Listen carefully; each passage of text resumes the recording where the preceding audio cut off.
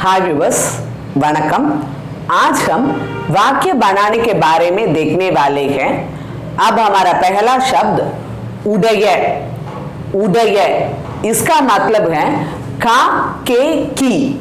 हिंदी में बोलते समय पुल्लिंग के लिए का, स्त्रीलिंग के लिए की और बहुवचन के बारे में बातचीत करते समय के को प्रयोग करते हैं। लेकिन इसी तरह कोई भी भेद तमिल में नहीं होता है। उदय, सिर्फ उदय, का, के, की, इन तीनों शब्दों की जगह तमिल में बोलते समय सिर्फ उदय कहते हैं। और अगला शब्द है एन्नुடைய। एन्नुடைய इसका मतलब है मेरा, मेरे, मेरी। हिंदी की तरह तीन शब्द की जरूरत नहीं है। तमिल में बोलते समय सिर्फ एक ही शब्द, इन तीनों शब्दों की जगह एक ही शब्द प्रयोग होता है, एन्नुடைய। एन्नुடைய इसको बातचीत में एन भी कह सकते हैं, शॉर्ट फॉर्म में एन भी कह सकते हैं। और अगला शब्द है उन्नुடைய। उन्नुடைய इसका मतलब है तुम्हारा, तुम्हारे, तुम्हारी। इन तीनों शब्दों की जगह हम हमेशा उन्नुடைய, सिर्फ उन्नुடைய को प्रयोग करते हैं। सो उन्नुடைய को शॉर्ट फॉर्म में उन भी कह सकते हैं। हमें अच्छी तरह पता है कि तुम्हारा, तुम्हारे, तुम्हारी ये तीनों शब्दों हिंदी में प्रयोग करते समय भी हमसे छोटे वालों के बारे में बातचीत करते समय ही प्रयोग करते हैं। हमसे बड़ों के लिए ये शब्द नहीं प्रयोग होता। उसी तरह ही है तमिल में भी। तमिल में आपसे छोटे वालों के बारे में बातचीत करते समय आप उन्नुடைய को प्रयोग कर सकते हैं। लेकिन आपसे बड़े हैं तो उसके बारे में बातचीत करने के लिए उन्नुடைய को नहीं प्रयोग कर सकते हैं। उसके लिए अलग शब्द हैं, उसको बाद में देखेंगे। अब सिर्फ उन्नुடைய को जानेंगे। उन्नुடைய का मतलब है तुम्हारा, तुम्हारे, तुम्हारी।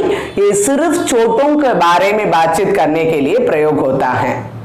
अब हमारा पहला प्रश्न, इवर यार। इवर यार इसका मतलब है ये कौन है, ये कौन है।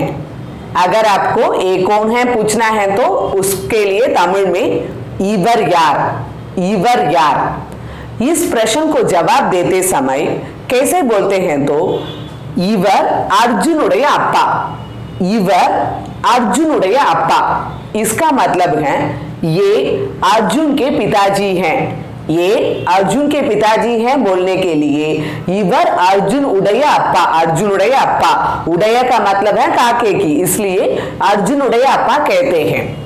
अगर उसके बदले मुझे कहना है ये मेरे पिताजी हैं, इसे कहना है तो तमिल में बोलते समय इवर एन्नुடைய அப்பா। इवर एन्नुடைய அப்பா कहते हैं। इधर एन्नुடைய की जगह आप एन को भी प्रयोग कर सकते हैं। ये शॉर्टन फॉर्म है। एन्नुடைய का शॉर्टन फॉर्म एन होता है। अगर आपको बातचीत में बोलते समय कहना है तो इवर एन अप्पा, इवर एन अप्पा इसी तरह भी आप कह सकते हैं। अगर मुझे ये मेरी माताजी कहना है तो अप्पा की जगह अम्मा का शब्द को प्रयोग करना है। माताजी के लिए अम्मा होता है, उसकी बिना और कोई भेद नहीं होता है। सिर्फ अप्पा की जगह अम्मा को प्रयोग करना चाहिए। इवर एन्नुடைய अम्मा, इवर एन्नुடைய अम्मा इसी तरह बोलेंगे तो उसका मतलब होगा ये मेरी माताजी हैं। ये कौन है इस प्रश्न के लिए अगर आप जवाब देते समय ये मेरे मामा जी कहना चाहते हैं तो उसके लिए तमिल में इवर एन्नुடைய मामा। इवर एन्नुடைய मामा। इधर एन्नुடைய की जगह आप एन शब्द को भी प्रयोग कर सकते हैं। इवर एन मामा, इवर एन मामा इसी तरह भी आप कह सकते हैं। एन्नुடைய की जगह एन भी प्रयोग कर सकते हैं। अगर मामा जी के बारे में बातचीत करते हैं तो मामा शब्द को प्रयोग करते हैं। इसके बदले आपको चाचा जी या मौसा जी के बारे में बातचीत करना है तो उसके लिए चित्तप्पा कहते हैं। तमिल में चित्तप्पा कहते हैं। सो अगर आपको एक वाक्य बनना है तो कैसे बनेंगे, इवर एन्नुடைய चित्तप्पा, इवर एन्नुடைய चित्तप्पा, नहीं तो इवर एन चित्तप्पा, इवर एन चित्तप्पा कहेंगे। नहीं, मुझे कोई रिश्ता के बारे में नहीं बातचीत करना है। जो लोग मुझके साथ काम करते हैं उसके बारे में मुझे बातचीत करना है तो उसका डेजिग्नेशन डालिए। मामा की जगह, मौसा की जगह आप सिर्फ उसका डेजिग्नेशन डालिए। कैसे वाक्य बनाएंगे इधर देखिए, इवर एन्नुடைய मैनेजर, इवर என்னுடைய मैनेजर। इधर हम क्या करते हैं, मामा की जगह मैनेजर डाले हैं। इसी तरह आप आपके साथ काम करने वालों के बारे में भी बातचीत कर सकते हैं। इवर என்னுடைய मैनेजर का मतलब होता है ये मेरे मैनेजर हैं। सो मैनेजर के बदले आप सुपरवाइजर का नाम भी डाल सकते हैं। इवर என்னுடைய सुपरवाइजर, इवर என்னுடைய सुपरवाइजर। सो என்னுடைய की जगह एन भी डाल सकते हैं, इवर एन सुपरवाइजर, इवर एन सुपरवाइजर। इसी तरह भी आप बोल सकते हैं। अगर आपसे बड़े होते हैं तो उसके बारे में बातचीत करने के लिए इवर शब्द प्रयोग होगा।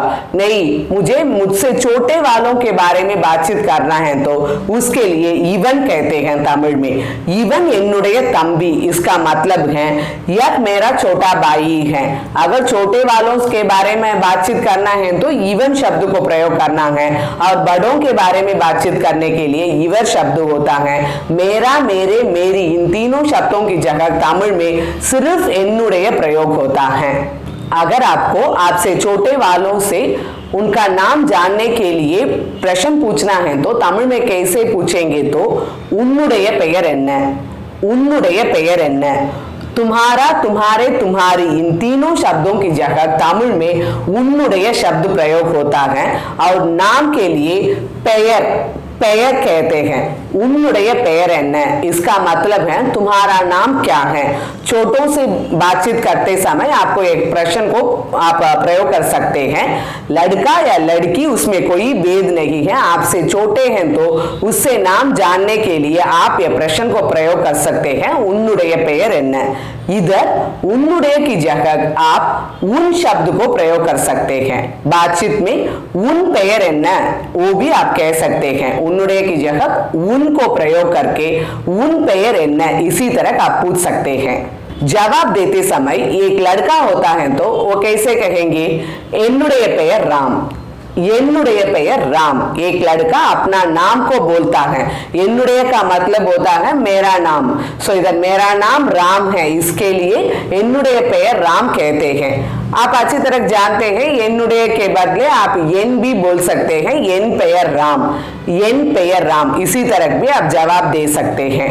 राम की जगह एक लड़की होती है तो वो कैसे कहेंगी, என்னுடைய பெயர் सीता, என்னுடைய பெயர் सीता।